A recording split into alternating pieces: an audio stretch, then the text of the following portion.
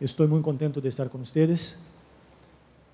Es un honor para mí conocer y participar, conocer la universidad y participar de este congreso, de esta conferencia tan importante.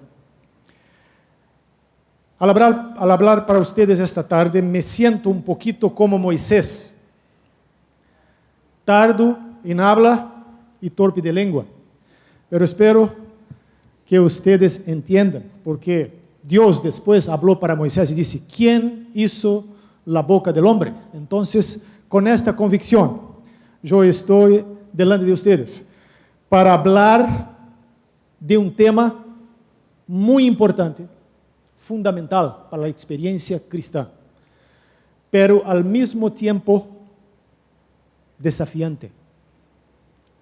Hablar del Espíritu Santo no es fácil. Es más fácil ser impulsionado por el Espíritu, ser movido por Él, ser transformado por Él do que entenderlo. Y ustedes certamente saben cuál es la palabra principal que la Biblia utiliza para describir el Espíritu. ¿Cuál es la palabra? El término en hebreo es ruach. Ruach Adonai. Ruach significa viento, soplo, vida, respiración. Y una persona divina que se llama de viento, de soplo, de vida, no es fácil de se definir, no es fácil captar la imagen del Espíritu. Cuando se habla del Padre y del Hijo, tenemos una imagen. Tenemos el anciano de días. Tenemos la encarnación de Jesús, que nos da la visualización mayor de Dios en la historia humana. Pero cuando se habla del Espíritu, lo que tenemos, soplo, viento, poder. Por supuesto que hay algunas imágenes, fuego, agua, paloma o un pájaro, con la base en Génesis 1, cuando se habla que el Espíritu estaba sobre las aguas en la creación. Pero no hay mucho, y al mismo tiempo hay mucho. ¿Por qué tenemos tan poca información sobre el Espíritu? ¿Por qué que el Espíritu no se reveló un poquito más, de manera un poco más concreta en las Escrituras? ¿Saben ustedes? El Espíritu, en última instancia, es el autor de la Biblia. El Espíritu fue el instrumento que Dios utilizó para que la Biblia viese a existir. El Espíritu es el creador de la palabra. Y el Antiguo y el Nuevo Testamento clarifican esto. Debemos la producción, la preservación y la capacidad de entender la Biblia al Espíritu de Dios. Pero fíjense en una cosa. Si usted escribe un libro, lo que usted va a escribir, si usted es el autor de un libro, lo que usted va a escribir en la capa o en la contracapa, su nombre, su biografía. ¿Quién debe recibir los méritos del libro que usted escribió? Usted no escribe un libro para exaltar a otros, para poner un otro nombre allá. Pero ¿saben? El Espíritu Santo que produció la Biblia, Él la hizo para exaltar a Dios el Padre y a Dios el Hijo. El Espíritu Santo está feliz en ser el tercero. Su trabajo es indispensable, es fundamental para el plan de la redención. Su trabajo fue fundamental para la creación, para la vida. Sin el Espíritu de Dios, nosotros no teníamos vida.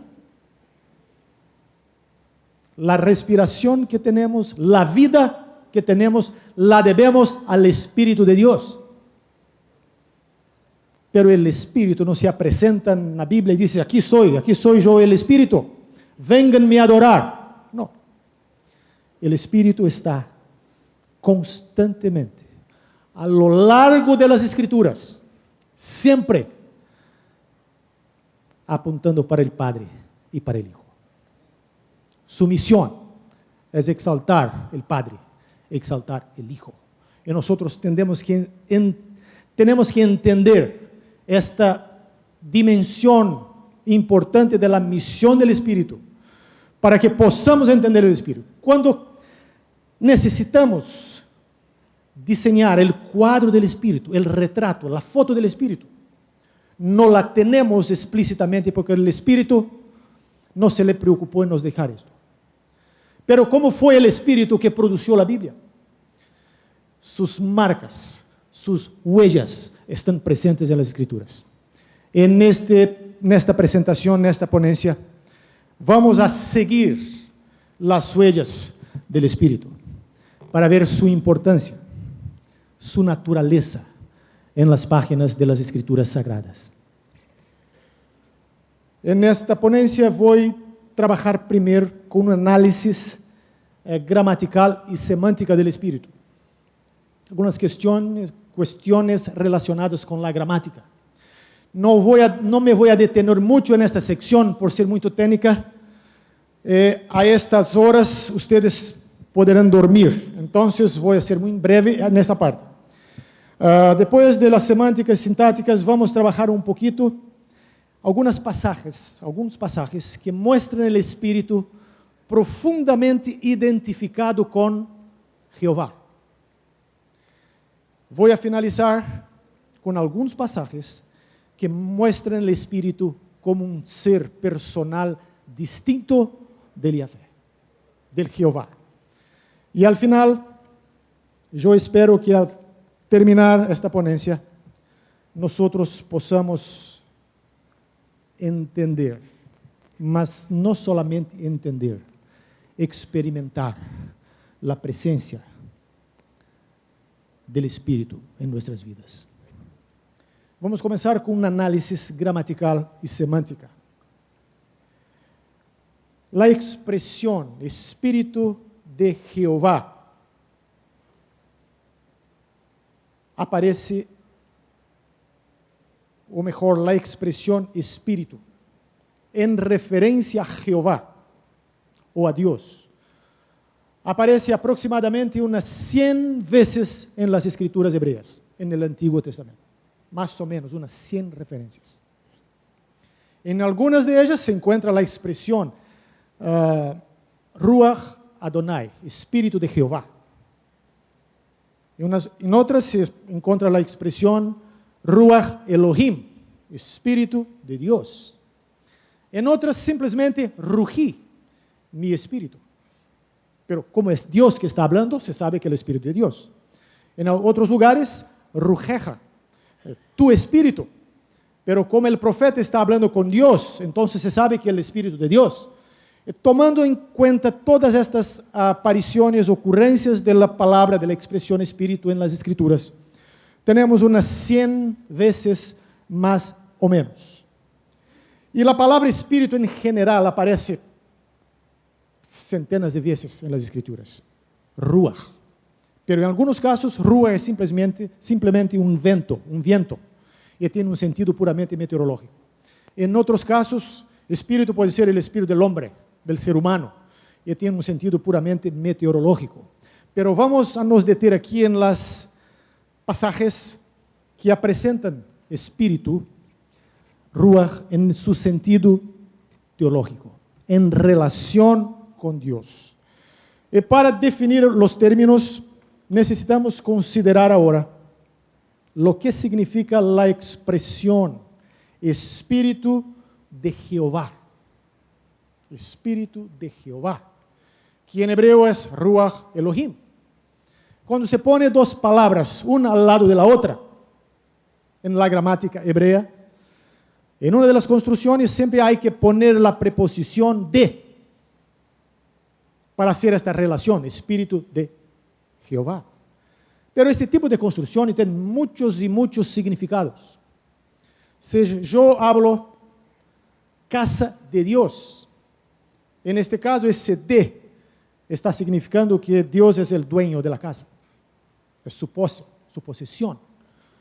Pero si yo hablo amor de Dios, ¿será que Dios es dueño del amor o Él es amor? Semánticamente son expresiones diferentes. Así, hay muchas de estas relaciones en la gramática hebrea, como de paso también en español, en inglés, en portugués. Es importante saber exactamente lo que la Biblia quiere decir cuando utiliza esta frase, Espíritu de Dios, Ruach Elohim. La gramática hebrea nos da unas 14 opciones para traducir esto, para interpretar esta relación entre el Espíritu y Dios. Pero hay dos relaciones que para mí son las más importantes y que ocurren en la mayoría de los pasajes que mencionan el Espíritu de Dios. Esta relación expresa en primer lugar lo que se podría designar de genitivo de aposición. Dios y Espíritu están en relación de aposición, lo que la Biblia quiere decir cuando habla del Espíritu de Dios. Dios, isto es, el Espíritu. Simple de esta manera. Lo que la Biblia quiere decir cuando habla del Espíritu de Dios es que el Espíritu es Dios. Y más importante de todo, esta palabra, esta expresión está hablando de la divindad del Espíritu Santo. El Espíritu es un ser divino.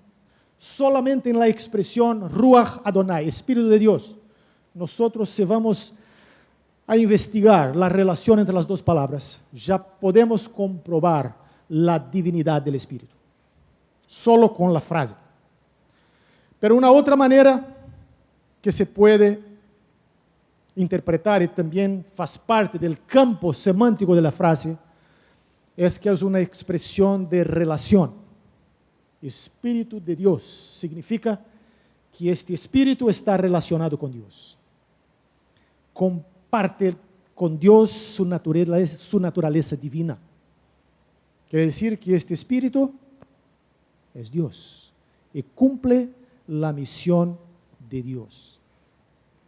Basta por semántica. Vamos a parte sintática ahora.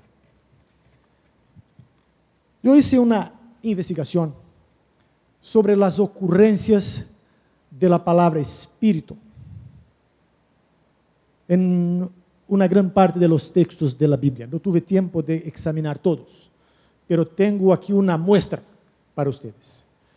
Me preocupé en investigar las oraciones, hablo de oraciones gramaticales, y ver cuál es la función sintática del Espíritu en esas oraciones. Y yo descubrí una cosa muy interesante.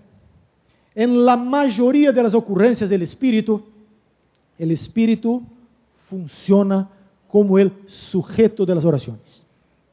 El Espíritu que está en acción. El Espíritu que está obrando. Y un poquito más, esta investigación también muestra que el Espíritu reposa sobre el Mesías, pero es el sujeto del verbo, es el sujeto de la oración. El Espíritu reposa sobre el Mesías. El Espíritu reúne los animales salvajes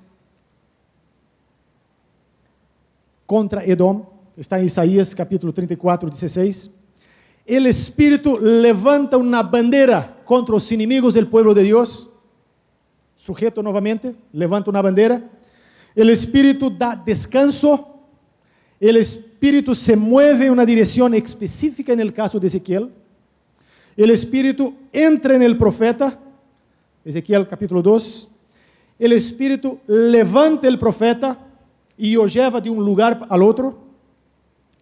el Espíritu sopla sobre los muertos para que vivan. Ezequiel 37. El Espíritu entra en los muertos, en otro verbo. El Espíritu habita en medio de las personas. El Espíritu guía. El Espíritu da comprensión. El Espíritu creó el ser humano. El Espíritu da vida.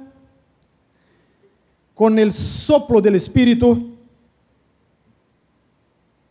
el Señor también juzga a Israel. Y en algunas oraciones no tenemos un verbo de acción, son oraciones, como se dice en la gramática, nominales. En estas oraciones, el Espíritu está sobre el siervo Mesías y con un verbo retórico en una pregunta, Miqueas interroga si el Espíritu está impaciente. Él hace una pregunta, ¿está impaciente el Espíritu del Señor? Y naturalmente que la respuesta es no.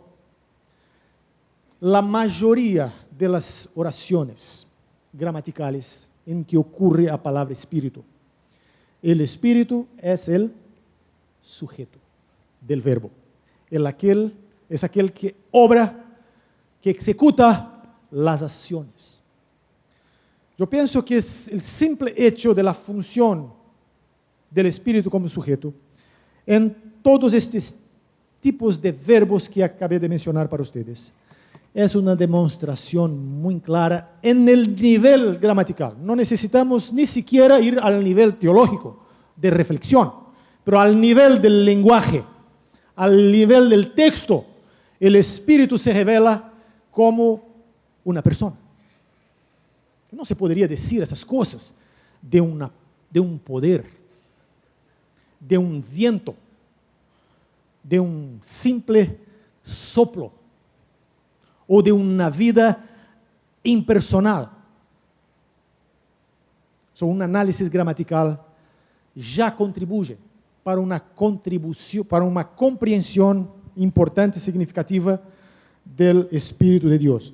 Pero en otras oraciones el Espíritu se utiliza como objeto del verbo. O sea, la acción del verbo incide sobre el Espíritu. Vamos a ver aquí algunos.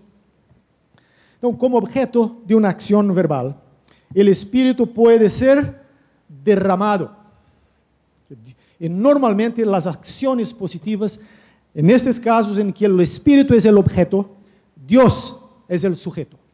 Dios puede derramar el Espíritu.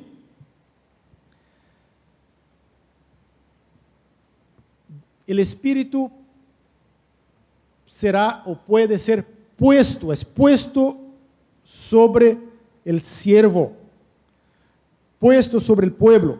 El Espíritu puede ser enviado, o el Espíritu puede ser ofendido. Y cuando se habla de Espíritu siendo ofendido, el sujeto, naturalmente que no es Dios, son los seres humanos. Cuando los seres humanos son sujetos de una acción envolviendo el Espíritu, normalmente es una acción negativa, de ofender al Espíritu, de rechazar el Espíritu. Cuando las acciones son positivas, en la mayoría de los casos, es Dios el sujeto. Así, el Espíritu puede ser puesto en medio del pueblo, puede ser puesto dentro del pueblo. El Espíritu puede ser removido, puede ser quitado. Y Dios puede quitar su Espíritu, así como Él lo quitó de Saúl. Y después David oró con base en el conocimiento que él tenía de Saúl. No retires de mí tu Santo Espíritu, Salmo 51. El Espíritu también puede ser recogido. Y Isaías hace una pregunta retórica. ¿Quién enseñó el Espíritu de Jehová? ¿O le aconsejó enseñándole? Isaías 40, verso 13. La implicación naturalmente es que el Espíritu no puede ser enseñado y aconsejado, porque Él está mucho más arriba del nivel humano de cognición. Pero el Espíritu también puede ser objeto indirecto de frases preposicionales. A Ezequiel se ordena profetizar al Espíritu. Y en una pregunta retórica, el salmista interroga, ¿dónde me iré de tu Espíritu? ¿Y dónde huiré de tu presencia? Salmos 139, verso 7. Y hay un caso también en que el Espíritu aparece en el vocativo. Y está en Ezequiel 37, versículo 9.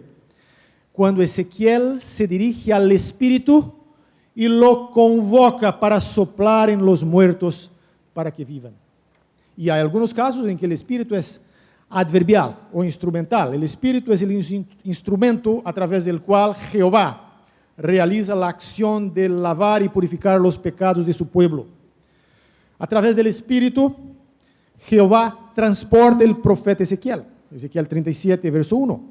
A través del Espíritu ahora, Jehová da vida a los huesos secos, Ezequiel 37, versículo 5. A través del Espíritu, Jehová restaura su pueblo, Zacarías 4, verso 7. Y a través del Espíritu, Jehová envía su palabra y su ley. Y a través del Espíritu, Jehová adorna los ejércitos del cielo.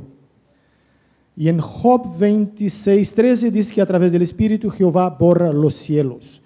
Hay muchos más pasajes.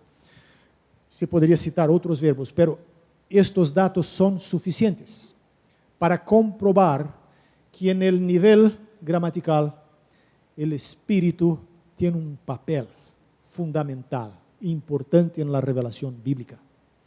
El Espíritu se presenta como sujeto de acciones.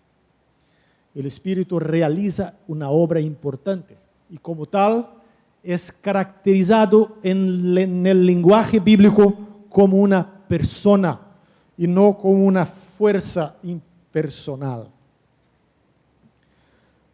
Pero hay algunos textos, algunos pasajes en que el Espíritu es profundamente identificado con Jehová.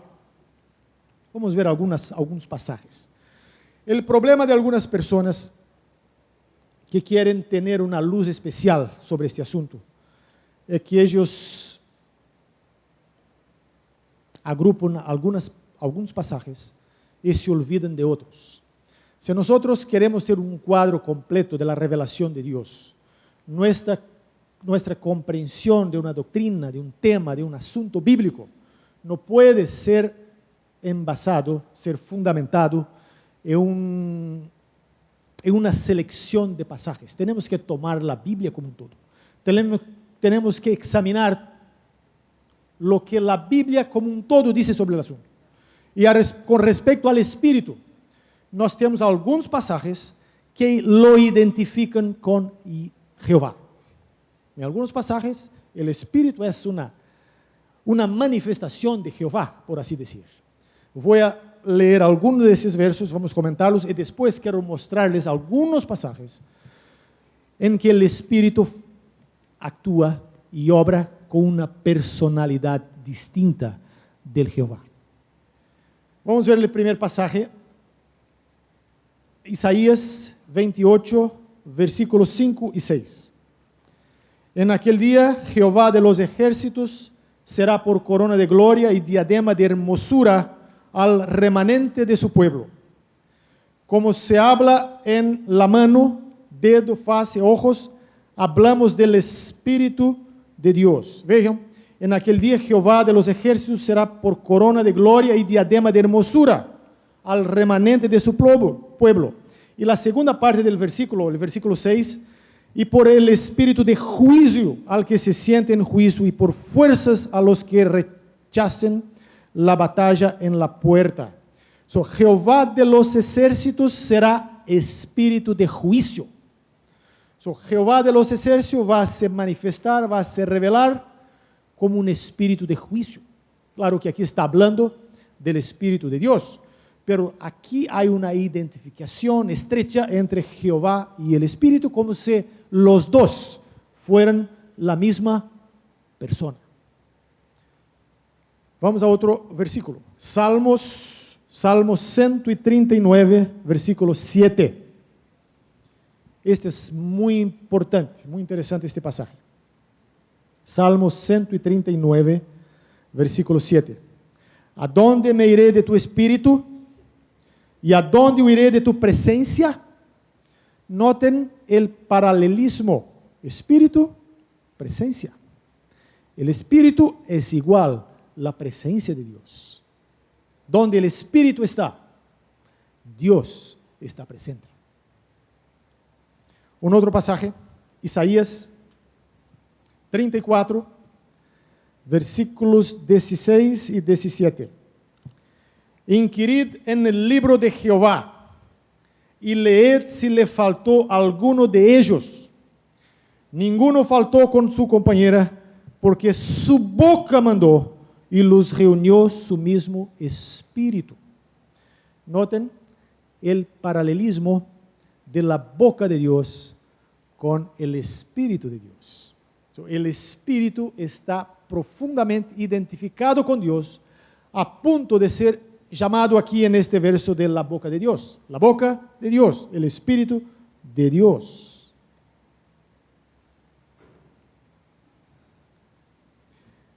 En otro pasaje, Isaías afirma que los egipcios hombres son y no Dios, y sus caballos carne y no espíritu. Isaías 31, versículo 13. Aquí Isaías utiliza el término espíritu para referirse a la calidad inigualable de Yahvé o Jehová, en contraste con el poder militar de los egipcios. En los pasajes que he mencionado, se puede percibir que el Espíritu de Dios está profundamente identificado con Dios. El Espíritu de Dios es Dios en acción.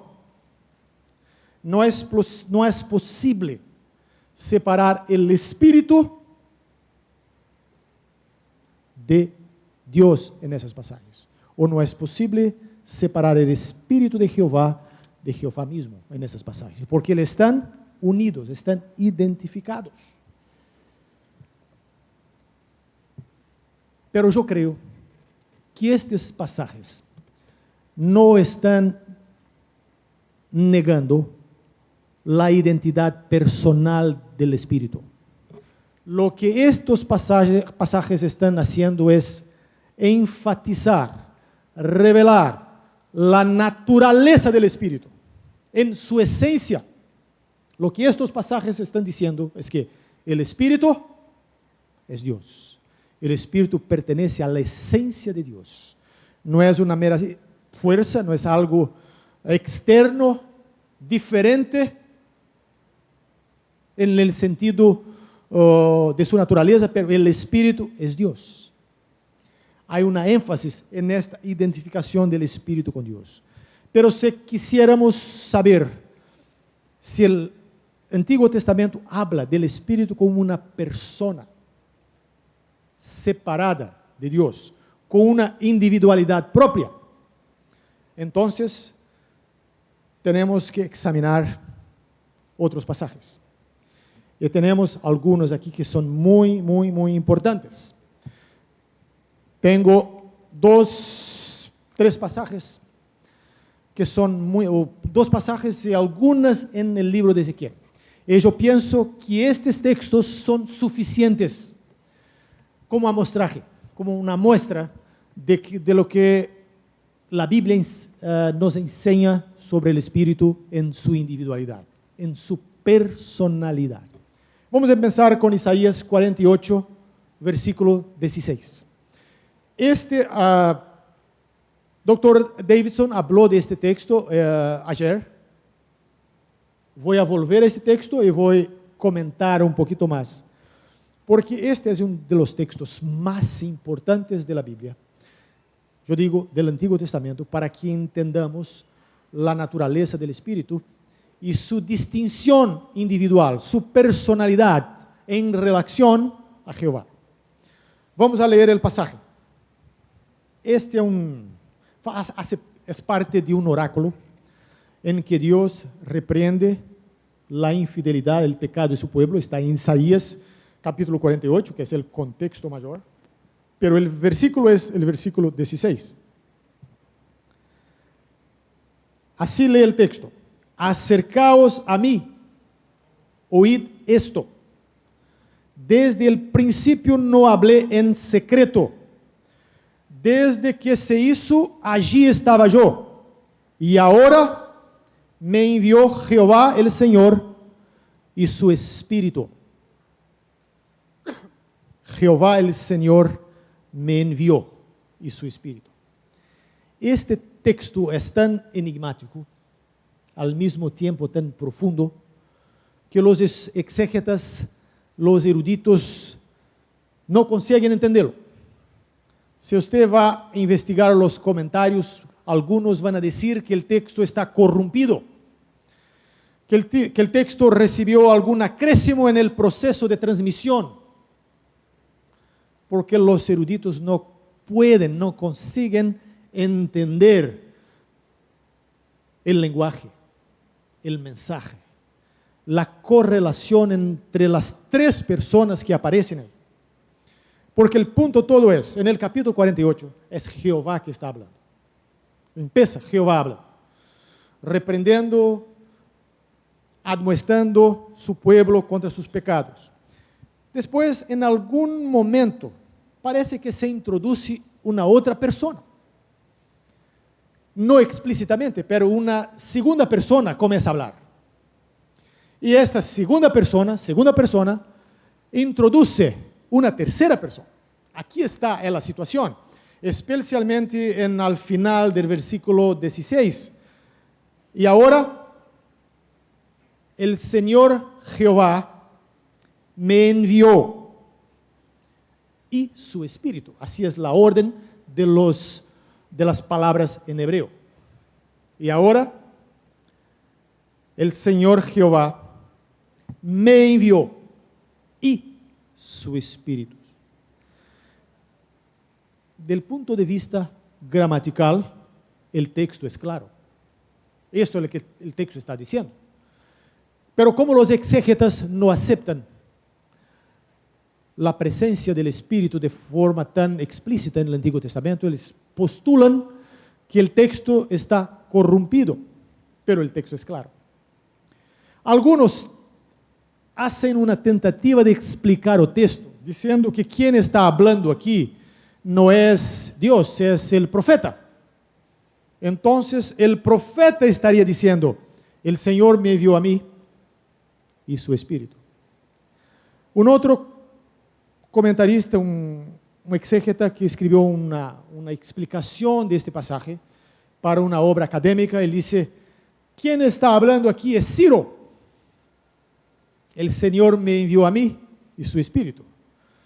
Pero es muy difícil que Ciro, el profeta, pudieran decir algo así, porque esta persona que está hablando, el Señor me envió a mí y su Espíritu, en los versículos anteriores se presenta como el primero y el postrero, aquel cuya mano fundó también la tierra y midió los cielos con el palmo, y por su palabra todo fue criado.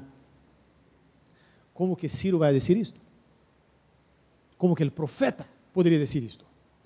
Esta segunda persona que aparece en el texto se presenta como Dios, con las atribuciones de Dios, con las calificaciones o características de Dios. Y del nada, esta segunda persona dice así, el Señor me envió a mí y su Espíritu. La mejor manera de explicar el pasaje es entender que la segunda persona que está hablando aquí ahora, que está diciendo el Señor me envió a mí, es el siervo del Señor, el siervo que se presenta en el libro de Isaías. Isaías contiene lo que los exégetas llaman los cánticos del siervo. Hay por lo menos 4 cánticos en el libro de Isaías. Y el tercer cántico viene en el capítulo 58.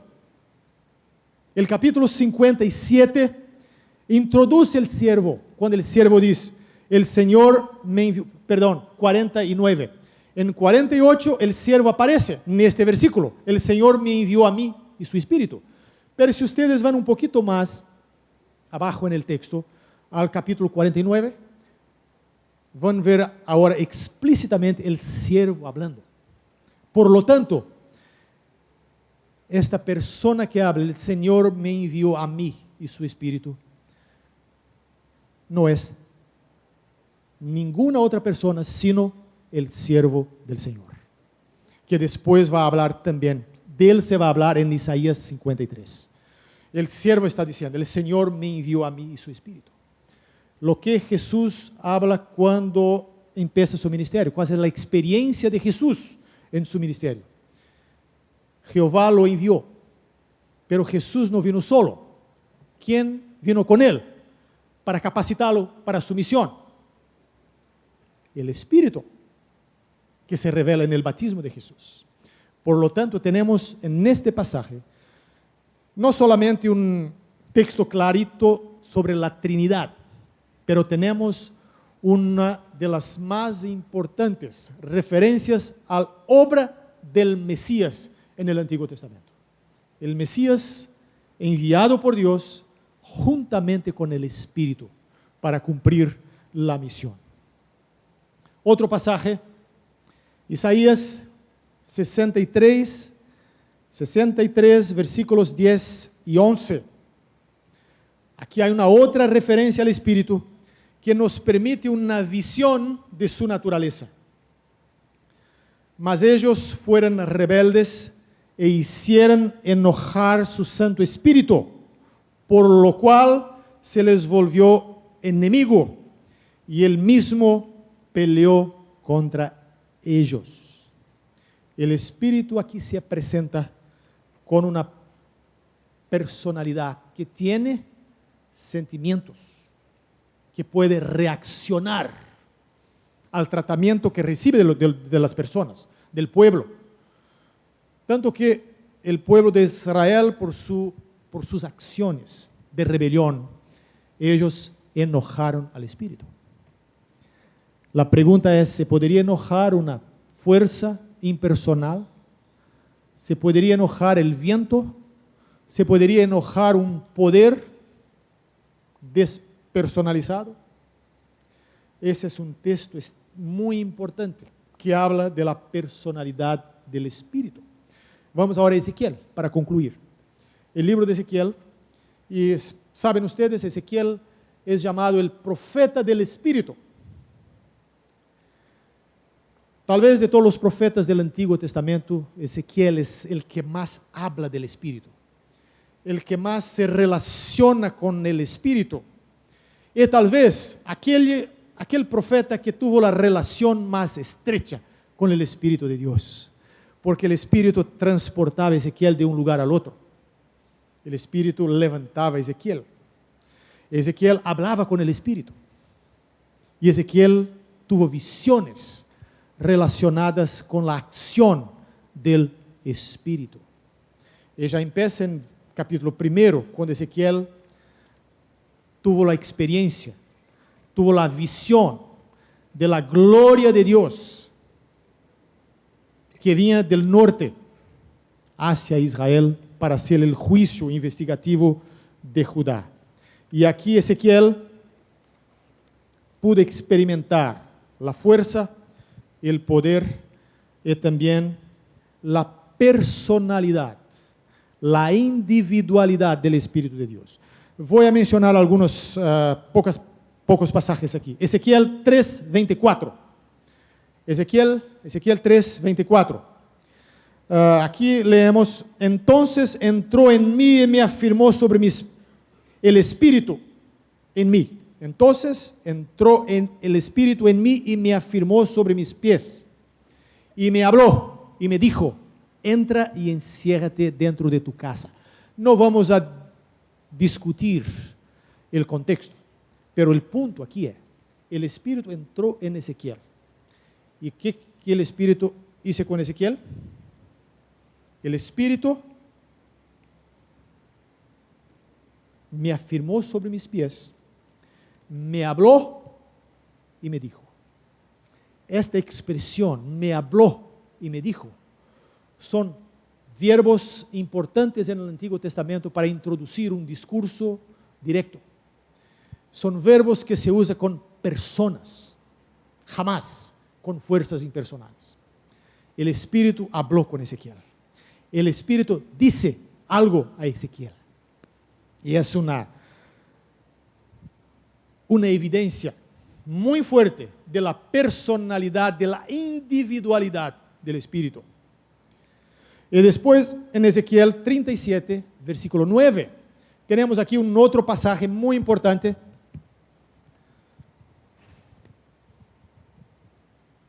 Ezequiel 37, versículo 9. Ahora Jehová habla con Ezequiel.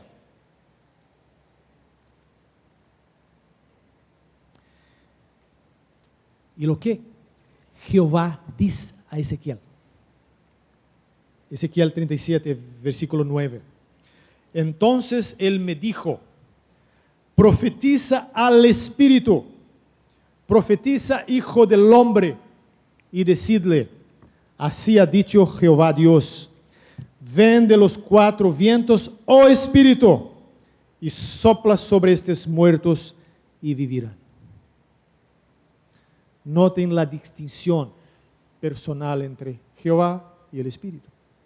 Jehová ordena a Ezequiel, Ezequiel, profetiza al Espíritu. Llama el Espíritu. El Espíritu ya había hablado con Ezequiel. Ahora Ezequiel llama el Espíritu.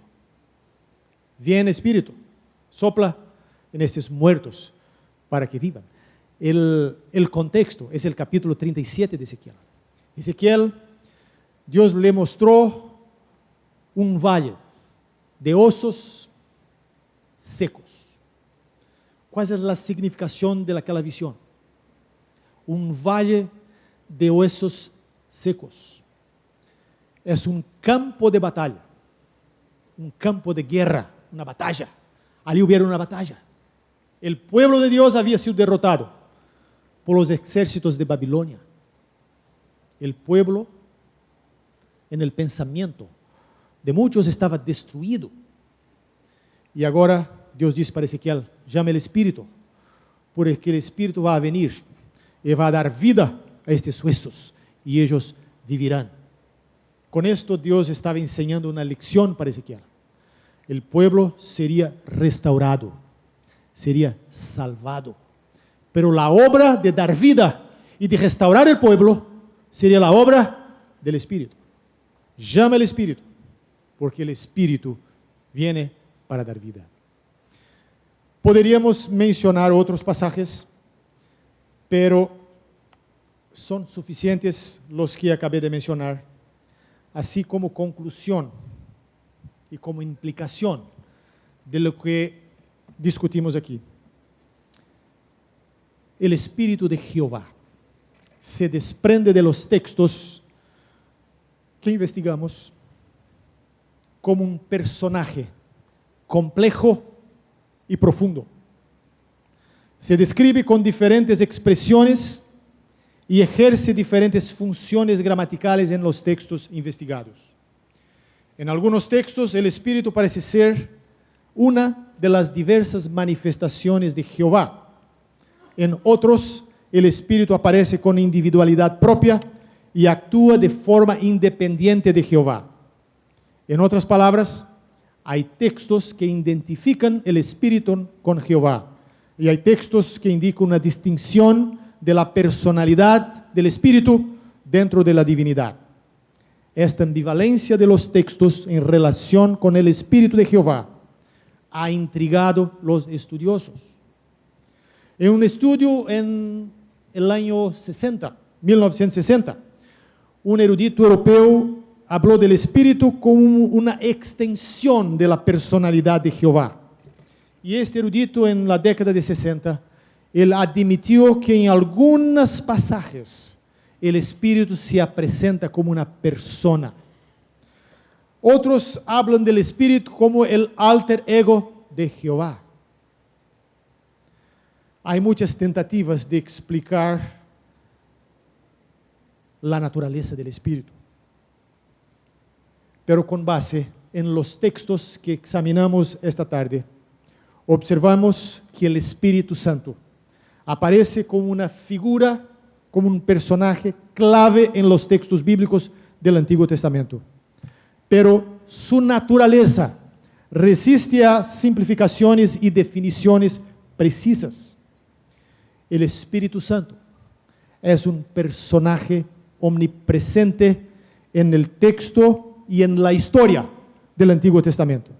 Pero cuando intentamos capturar los contornos precisos de su ser, él como que desaparece en la ambivalencia del lenguaje y la semántica del término más común utilizado para describirlo: ruach, viento, fuego, soplo, vida.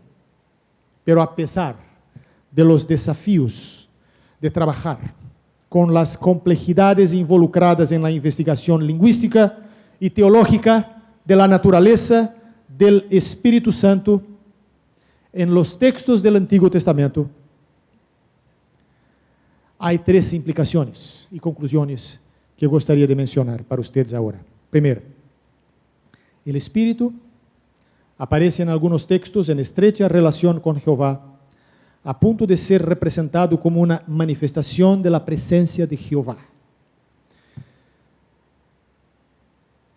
Mi conclusión es que estos textos que identifican el Espíritu de Jehová están hablando de la esencia, de la naturaleza divina del Espíritu. El Espíritu es Jehová porque ese Espíritu es Dios y comparte de las mismas características, atribuciones y naturaleza de Dios.